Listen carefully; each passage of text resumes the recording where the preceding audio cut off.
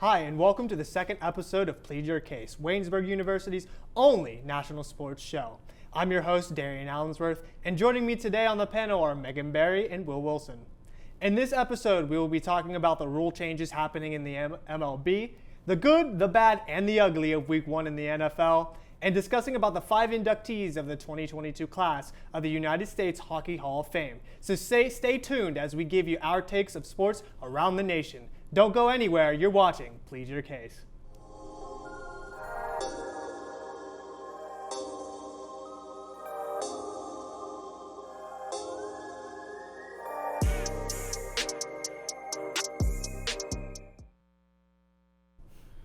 The MLB has some rule changes for the 2023 baseball season.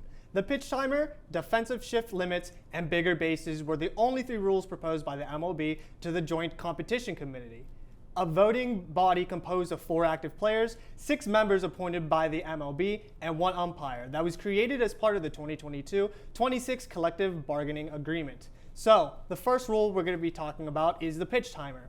The pitch timer is a 30-second timer between batters, and between pitches there will be a 15-second timer with the bases empty and a 20-second timer with runners on base. The pitcher must begin his motion to deliver the pitch before the expiration of the pitch timer.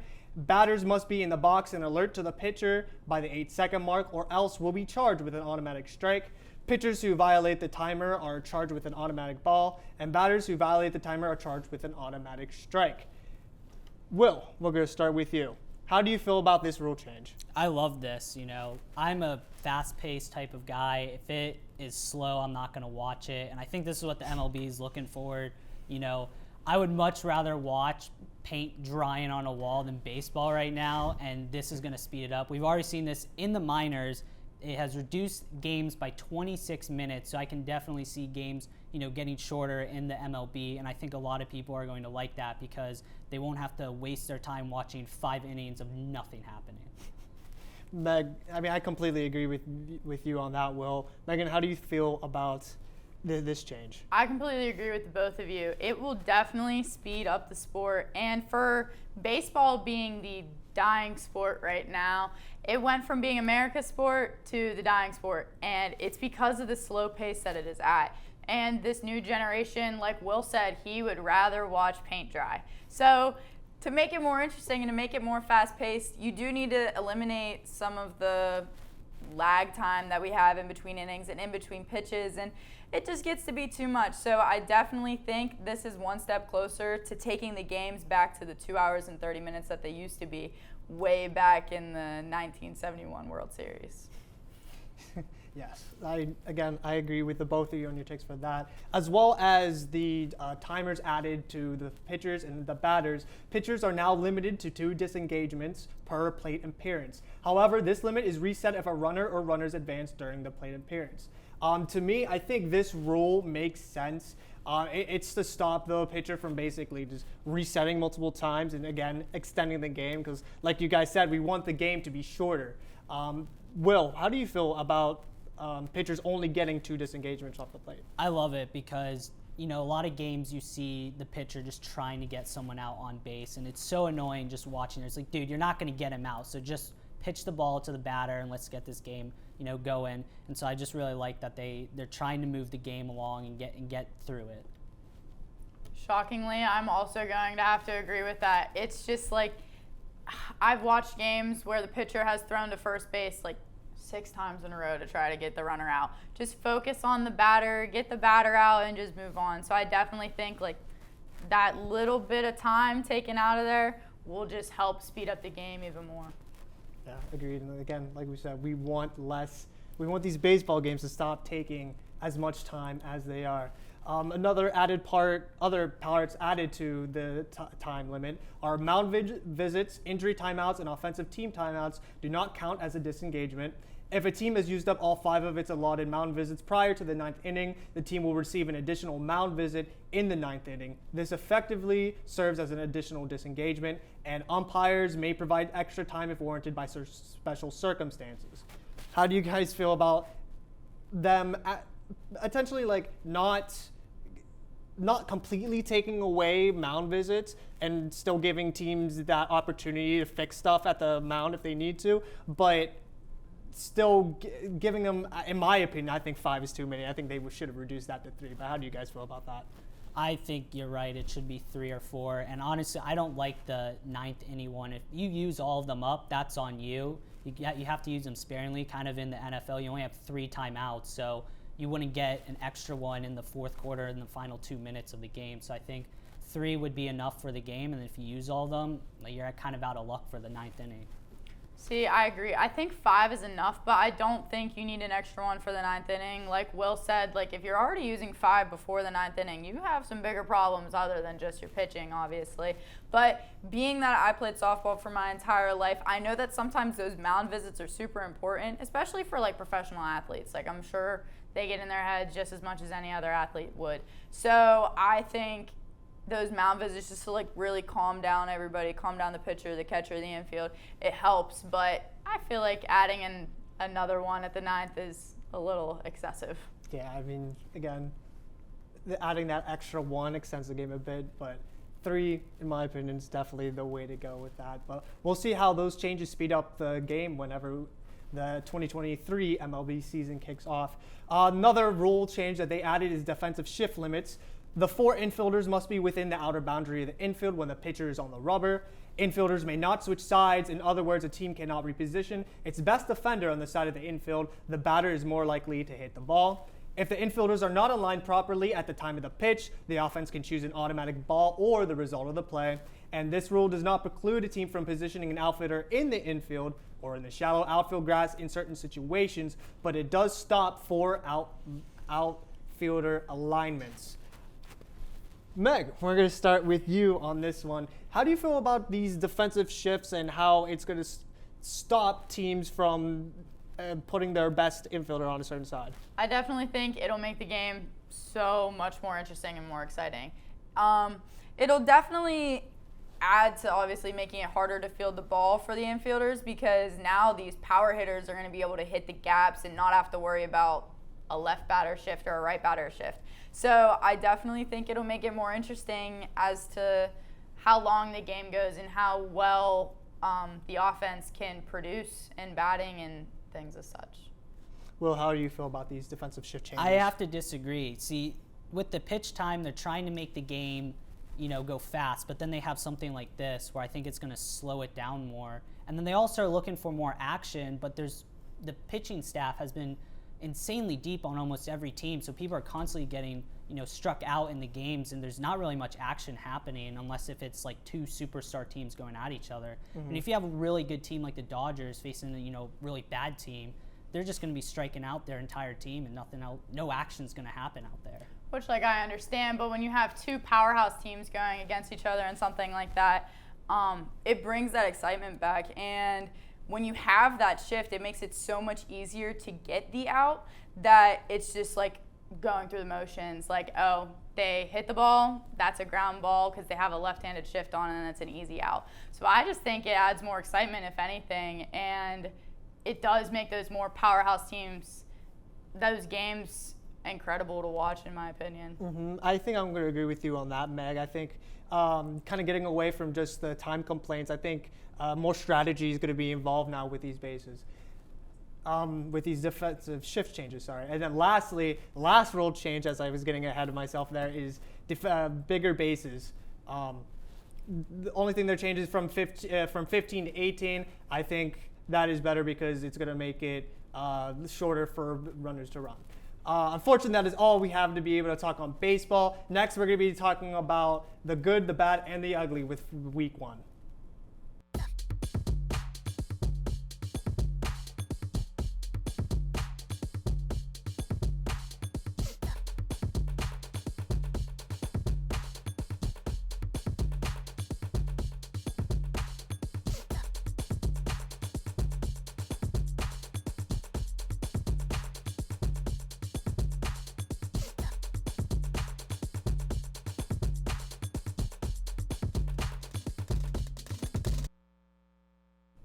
Week 1 of the NFL is in the books, and they were both expected and unexpected outcomes from the teams and the players.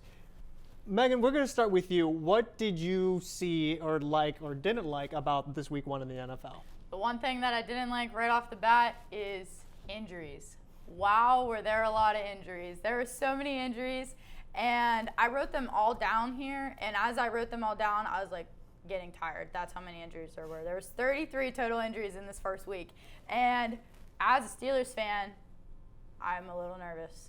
TJ Watt got taken out of the game with a pectoral injury, but I did see before we got on here that he posted on Twitter a nice little gif of saying, "I will be back." So me as a Steelers fan, that makes me feel much better about heading into the season. Agreed. Injuries definitely something that we do not like to see to begin week 1. Well, what's something that you saw that was good or bad? I loved seeing the Rams get destroyed. You know, as a Buccaneers fan, seeing them just get blown out by the Bills, I mean, that was awesome, you know, because we lost to them last year. But all seriousness, the Bills just looked amazing. They seem to be on a revenge tour this year after losing in a controversial overtime loss last year in the playoffs. So I think they definitely are the favorites this year to win and at least go to the Super Bowl. I think if they don't make it there, then they have no excuse for that.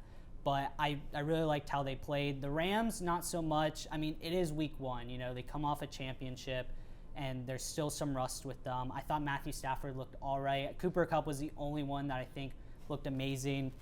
I mean, he had 113 yards, so I think he looked fine there. But Matthew Stafford he didn't do well. But overall, I think the Bills, they looked like the best team in week 1. Mm-hmm. That's a big statement. I'm going to be honest. I was definitely rooting for the Rams during that game because I don't like the Bucs at all. But I honestly think the Bills got lucky because Matthew Stafford had the bad game that he had.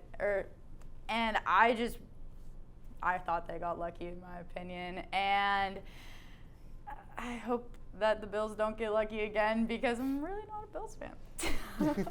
Yeah, I mean, I think I'm going to have to agree with Meg on this one. I think that the Rams were caught, Super Bowl, cut off of a bad game. I don't think they're going to be that bad all season. I think really Cooper Kupp was your only reliable wide receiver. And I don't think that they're going to play that bad for the rest of the season. And I think the Buccaneers, I think they got lucky. I don't think that they're going to – I personally don't think they're going to be one of the NFL title teams this year. But as far as shockers in week 1, I think there were quite a few of them where teams beat teams that they were expected to lose to pretty badly. We'll go to you with this one. What was a shocker for you in this week 1? Definitely Seattle. I thought I didn't think it was going to be a huge blowout game. I thought it was going to be a huge blowout game. The fact that it was 17-16 and Seattle won, and a very interesting decision at the end for the Broncos where they were 4th and 5 and they decided to have their kicker kick a 64-yard field goal when they have Russell Wilson, who's one of the best QBs, to be in the 2-minute block at the very end. So it was very interesting. But Geno Smith, he did pretty good for. He seemed like his mind was there. He seemed that he knew what he was doing. It didn't look like he was stressed out or nervous or anything. It seemed like he's been in those positions before. So I don't think Seattle is going to do amazing this year, but I think that's a good look for Seattle Seahawks fans to see that they can trust Geno in certain positions like that. I was definitely shocked by that too. I was not expecting the Seahawks to win, in all honesty. But like you said, Geno really was clutch right there in that situation. But I also agree with you, why take Wilson out, right there in the last 2 minutes? He has worked under pressure before. He can do it. He has proved that he can do it. And I definitely think the Seahawks took a risky move, but obviously it paid off well for them. Honestly, I think you both are kind of naive for thinking that thinking that the Broncos were just going to blow out the Seahawks.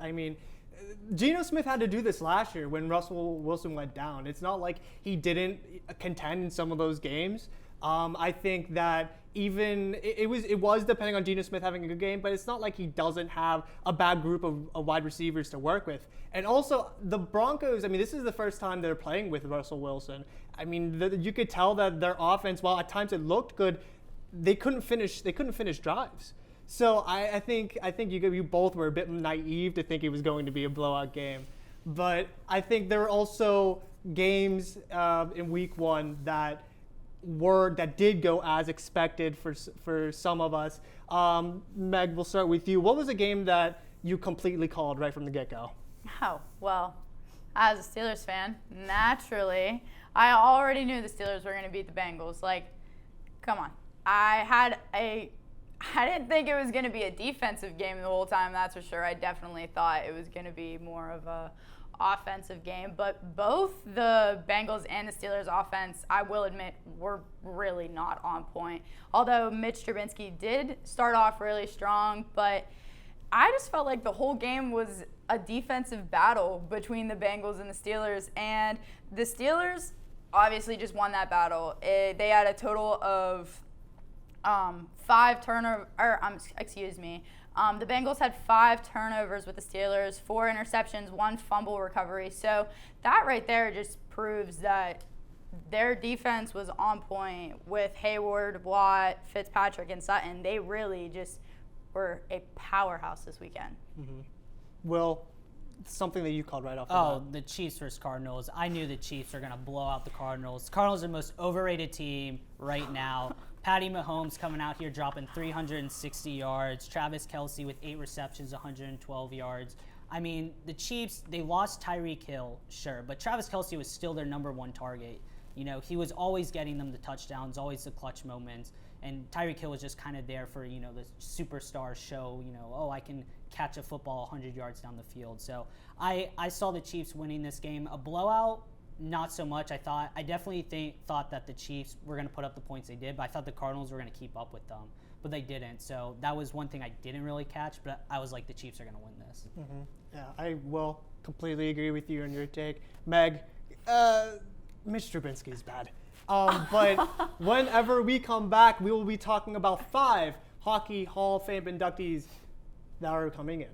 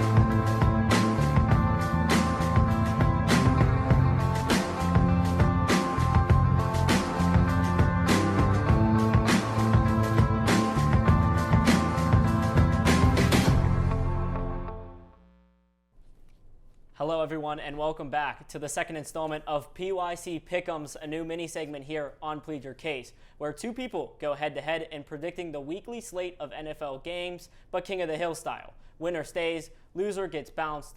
I'm Tyler Zeman, joined by Austin Bechtold, who won last week with a 9-7 record over Logan Lepiscopo, who went 6-10. And Spencer Frattare, his new challenger for this upcoming week of NFL action. Gentlemen, let's get right into it. Thursday, the Los Angeles Chargers are at the Kansas City Chiefs. Austin, who do you have? Tyler, Spencer, great to be with you guys. I have the San Diego Superchargers, even now they're in Los Angeles. Look, this is going to come down to the quarterbacks. It's Patrick Mahomes, it's Justin Herbert. Who you might have, it might differ depending on who you talk to. But I think when it comes down to the final 5 minutes, whoever's got the best running game and the best defense is going to prevail in this division matchup. And for me, that's the Chargers. Yeah, Austin, starting off with a bit of a disagreement. I'm going with the Chiefs, Patrick Mahomes, Justin Herbert, both great quarterbacks. But I think really It's going to be an offensive shootout, like you mentioned. I think Patty Mahomes, though, is just a little bit better than Justin Herbert right now. He went for 360 passing yards and 5 touchdowns last week. I think easily it's Patty Mahomes and the Chiefs over the Chargers. All right, moving on to the Sunday games in the 1 o'clock window. Spencer, we'll start with you on this one. The New York Jets at the Cleveland Browns. Who do you have? Yeah, man, I got the Cribs jersey on. I got to go the Browns. They played a great game without Deshaun Watson. Jacoby Brissett played a real good game against the Panthers. It was supposed to be Baker's revenge tour. The duo of Chubb and Hunt are going to lock down and run all over the Jets. I think it's an easy win for the Browns. Yeah, I got the Browns. The Jets have Joe Flacco at quarterback and not Zach Wilson. That's enough said for me. Austin, back to you. Washington Commanders at the Detroit Lions. Look, I think Washington is a lot better than people are giving them credit for. I'm going to go with the Commanders. And look, Carson Wentz, he's okay, but I like the weapons that they have. I like that Curtis Samuel is there. I like Antonio Gibson. The defense, I still think, is better than a lot of people are giving Washington credit for. And I also don't think Detroit is a team that people should be buying. I don't think biting kneecaps Dan Campbell is all he's made out to be. Austin, I loved the Commanders' play last week. They played a real good game against the Jaguars, but I think the Lions are the pick here. They played an outstanding game against the Eagles. They kept up with them. They only lost 3 in a game where most people thought the Eagles were going to blow out, even win by a huge amount against the Lions. I'm taking Goff and the Lions to win this game. Next up, we have the Tampa Bay Buccaneers at the New Orleans Saints. Austin, who do you have? I want to add, I definitely think the Lions could win. I think it's very possible, as well as the opposing team that I'm going to pick. I have winning the game the New Orleans Saints. The Saints are a team that plays Tom Brady and Tampa Bay well in New Orleans, and it's just something about the Superdome in that divisional matchup that's given Tom Brady a little bit of fits. And I think it's possibly going to happen. It's hard to bet against Tom Brady, but this week I'm going to do it. Yeah, Austin, like you said, it's hard to bet against Tom Brady, which is why I will bet with Tom Brady. It kills me to do it. I hate the guy. He's a great quarterback. I'm not a fan of him. I really want famous Jameis and the Saints to win. Michael Thomas, a great week 1 back from a missing all year last year, but I just think you can't bet against Tom Brady. I'm going with the Bucs. Next up, still in the 1 o'clock window, the Carolina Panthers at the New York Giants. I like the Panthers. I like Baker Mayfield a little bit. I know Spencer does not from his time on the Cleveland Browns, as well as a healthy Christian McCaffrey. But I'm going to go with the healthy Penn State Nittany Lions, Saquon Barkley, and the Giants with Brian Dable. That look like kind of a new team. It's not the Joe Judge moping around team that looks like they don't have any energy. This team looks like it's having fun playing football, and I think the Giants go to 2-0.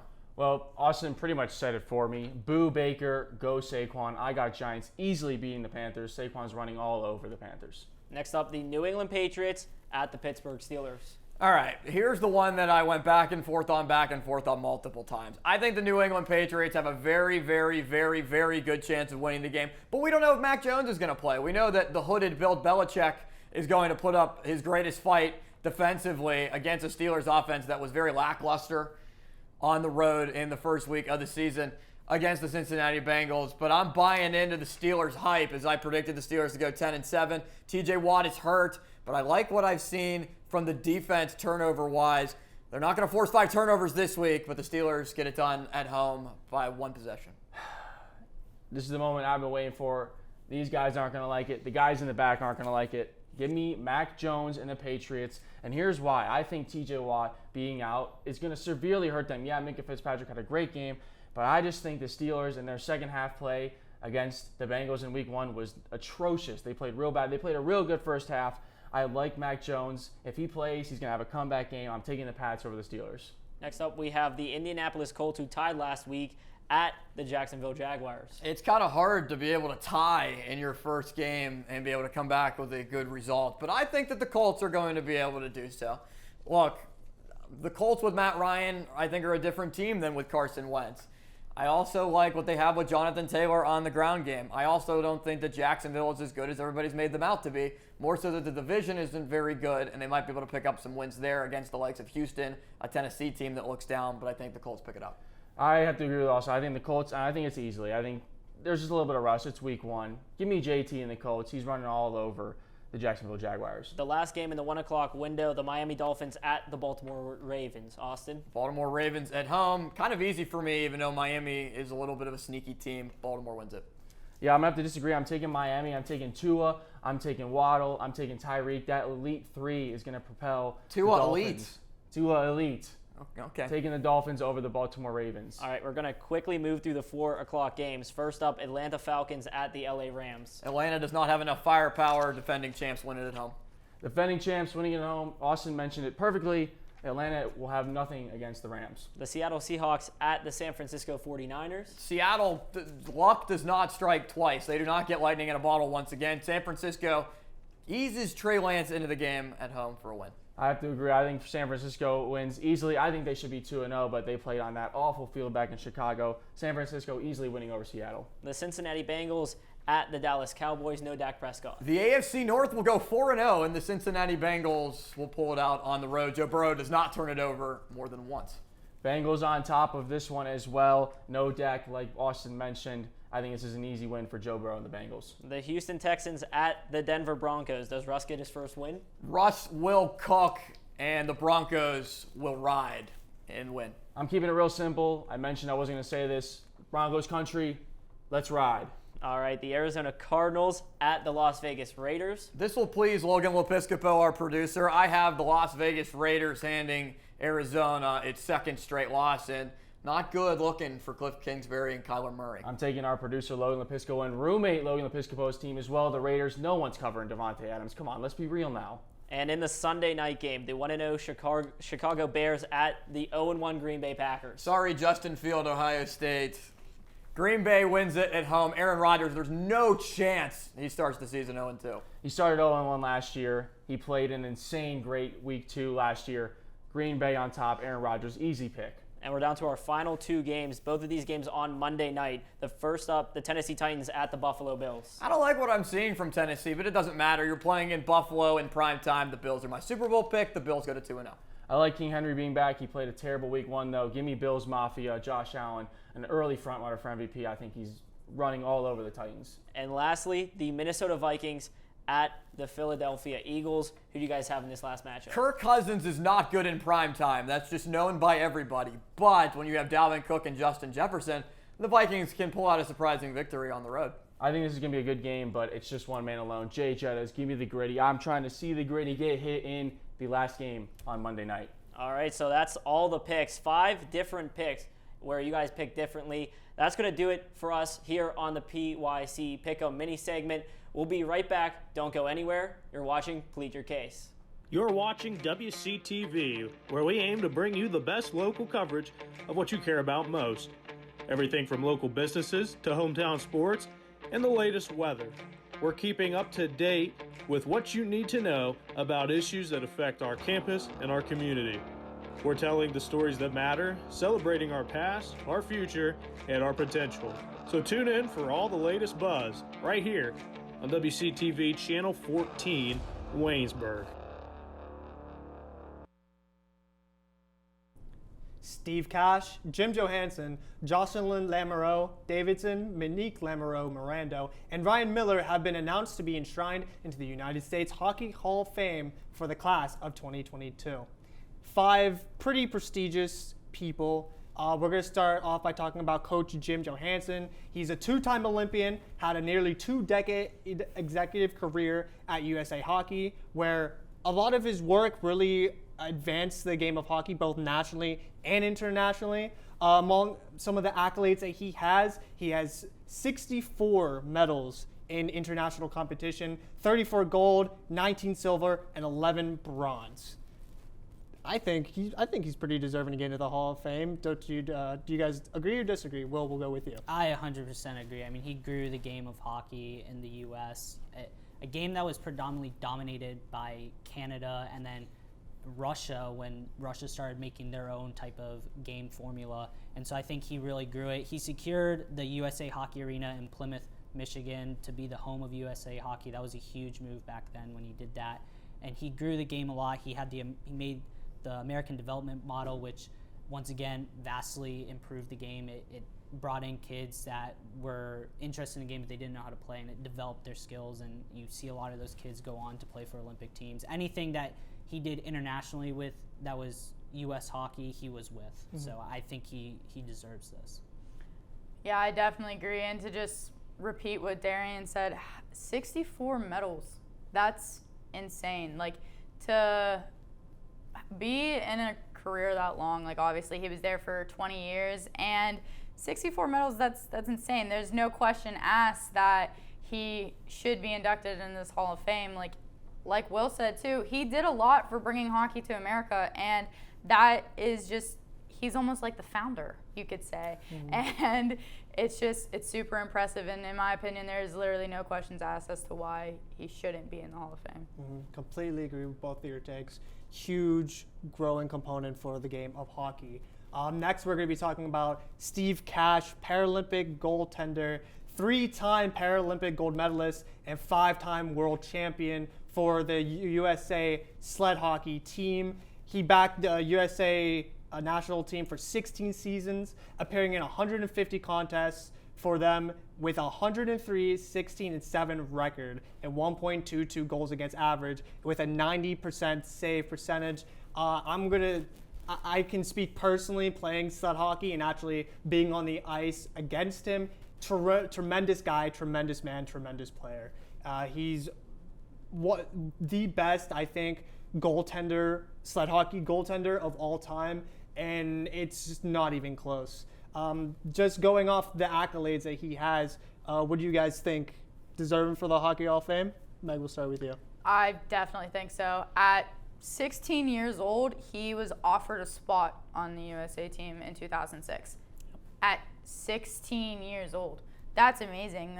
Like you said, it's not easy playing that sport. You've done it before. You understand what those athletes go through. And to be 16 years old and offered a spot on a U.S. Olympian team, that's just mind-blowing to me, in my opinion. Yeah, I 100% agree. 16 years old. I mean, his record's 103, 16, 17 with a 1.22 goals against average. I mean, that's crazy. Like, goalies wish they could do that. And, coming in at 16 and being so young and just that good, I think is something rare that we rarely ever see. Totally, I 100% disagree. The next person we're going to talk about is Jocelyn Lamoureux Davidson. She was one of the best female hockey players on the women's Olympic team. She has 7 gold medals and was part of the great run that the USA women's team had. How do you guys feel about her? She did one of the most American things you can do in hockey, and that's beating Canada, who they praise themselves as being the hockey capital of the world. And that 2018 run was awesome to watch because they hadn't won a gold in 20 years. They've always gotten silver or bronze, and typically losing to Canada. So for her to score that shootout win, I mean, it was awesome. And like I said, the most American thing you can do in hockey is beat a Canadian team. I totally agree. She made history. Like you said, the first time in 20 years that they won a gold, and that is just amazing. And it was on her account that they won that gold medal. And they called it the Oops, I Did It Again goal. And I just think that is so iconic. And you're right. You're 110% correct. She is an American icon for doing that, for beating a Canadian team. And like you said, that is the most American thing you can do for hockey. Yeah, and her sister Monique Lamoureux Mirando, being part of the same accolades she did, extremely great player for that team, and played a crucial part on that team in those great gold medal runs. Lastly, we're going to be talking about is Ryan Miller, great American goaltender, has the most winningest goaltender in American hockey history. I personally think that he's very deserving of getting into the Hockey Hall of Fame. Will, what do you think? For the U.S. Hockey Hall of Fame, yes, he's won the most as an American-born goalie. Which, I mean, if he doesn't get in, then no other American-born goalie should be able to get in. He had a 2.64 goals against average, which is all right, but considering he was on teams like Buffalo for most of his career, I mean, that's pretty good that he was able to carry them throughout that. And he had a 914 save percentage. So I think he's deserving of being in the American or the USA Hockey Hall of Fame. As for the actual Hall of Fame, I don't think so. And I think I'm going to have to agree with you there because, like we were talking about earlier, he doesn't have any Stanley Cups. And if you look at a lot of people who are in the Hall of Fame, that is exactly what they have. And But he still is a really amazing goalie with a .914 save percentage, that's insane. That's really good. Like the best person in the league right now, Dominic Haskins has a .9223. So I just think he's still deserving, even though he doesn't have a Stanley Cup. Yeah, I agree with both of you. I think for the USA Hockey Hall of Fame, gold medals, they matter. Unfortunately, that is all the sports talk we have for you today. We will be back next week. And if you like what you see, hit that like button and subscribe. For myself, Darrion Allensworth, our panelists, Meg Barry and Will Wilson, our producer, Logan Lepiscopo, and the rest of our WCTV crew, we look forward to seeing you next time on Plead Your Case.